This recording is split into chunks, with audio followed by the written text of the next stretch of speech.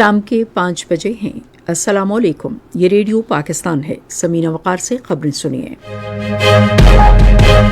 پہلے اہم خبروں کا خلاصہ۔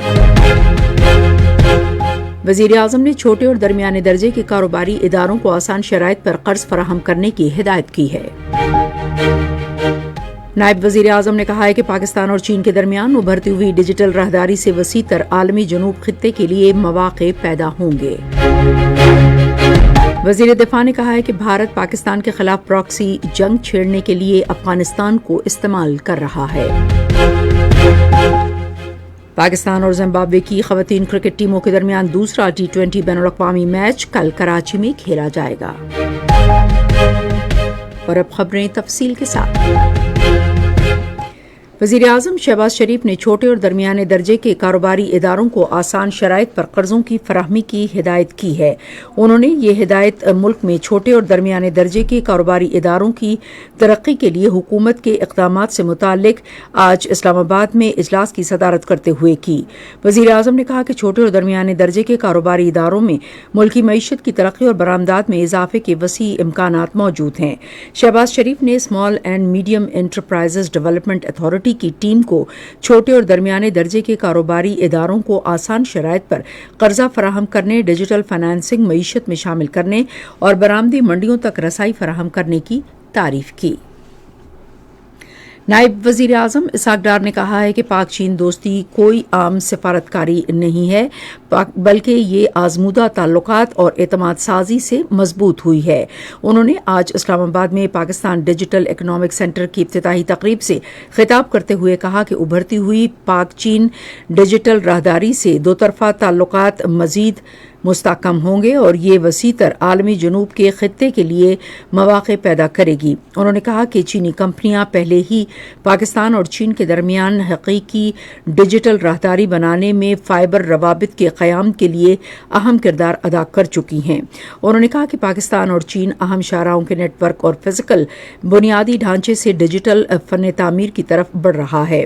اس سے قبل انفارمیشن ٹیکنالوجی کی وزیر شہزاد فاطمہ خواجہ نے تقریب سے خطاب کرتے ہوئے کہا کہ پاکستان میں 20 کروڑ سے زیادہ موبائل صارفین اور 15 کروڑ 70 لاکھ انٹرنیٹ صارفین ہیں۔ اس موقع پر وزیر اعظم کے معاون خصوصی ہارون اختر خان نے کہا کہ حکومت پاکستان کو برآمدات اور صنعتی مسابقت پر مبنی سرمایہ کاری کے لیے سازگار معیشت میں تبدیل کرنے کے لیے مؤثر ادارہ جاتی اصلاحات کر رہی ہے۔ وزیر خزانہ محمد اورنگزیب نے شفاف، سازگار اور سرمایہ کار دوست ماحول کو فروغ دینے کے حکومت کے عزم کا اظہار کیا ہے۔ انہوں نے یہ بات جنوبی اور وسطی ایشیا کے امور کے لیے امریکی نائب وزیر ایس پال کپور سے آج اسلام آباد میں گفتگو کرتے ہوئے کہی۔ وفاقی وزیر نے کہا کہ حکومت بالخصوص توانائی، کانکنی، بنیادی ڈھانچے، ٹیکنالوجی اور ڈیجیٹل فائنانس کے شعبوں میں طویل مدتی سرمایہ کاری کو راغب کرنے پر توجہ دے رہی ہے۔ انہوں نے پاکستان کی معاشی استحکام کی جاری کوششوں، اصلاحات پر پیش رفت اور مالیاتی استحکام کو بہتر بنانے، ٹیکس کا دائرہ کار بڑھانے، ڈیجیٹلائزیشن کو تیز کرنے اور مالیاتی شمولیت کو فروغ دینے کے اقدامات کو بھی اجاگر کیا۔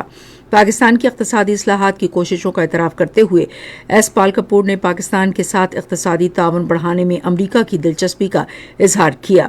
امریکی ناظم الامور نیٹلی اے بیکر نے امریکی کمپنیوں کے ساتھ پاکستان کے مسلسل روابط کو سراہا اور سرمایہ کاروں کے لیے مزید دوستانہ کاروبار ماحول کے لیے کی جانے والی کوششوں کا اعتراف کیا۔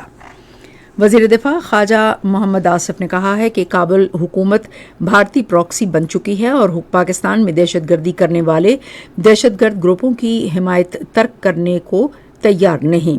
انہوں نے آج قومی اسمبلی میں اسد قیصر کی طرف سے اٹھائے گئے نکات کا جواب دیتے ہوئے کہا کہ گزشتہ سال مارکہ حق میں شکست کے بعد بھارت میں پاکستان کا براہ راست سامنا کرنے کی ہمت نہیں ہے اور وہ اس کے بجائے افغانستان کو پاکستان کے خلاف پراکسی جنگ کے لیے استعمال کر رہا ہے۔ انہوں نے کہا کہ اس کے باوجود پاکستان نے افغانستان کے ساتھ تفصیلی مذاکرات کیے، تاہم افسوس ہے کہ یہ بے نتیجہ رہے۔ خواجہ آصف نے کہا کہ پاکستان دہشت گردی کے خاتمے کے لیے کسی معاہدے پر پہنچنے کے لیے افغانستان مذاکرات کا خواہش مند ہے۔ انہوں نے واضح طور پر کہا کہ اگر افغانستان نے تعاون نہ کیا تو اسے بھی وہی جواب دیا جائے گا جو بھارت کو دیا گیا تھا۔ جنوبی لبنان میں بیروت کے قریب جاری اسرائیلی فضائی حملوں میں 2 بچوں سمیت کم سے کم 8 افراد جاں بحق ہو گئے۔ لبنان کی وزارت صحت کے مطابق اس سال 2 مارچ کے بعد اسرائیلی حملوں میں 2800 سے زائد افراد شہید ہو چکے ہیں۔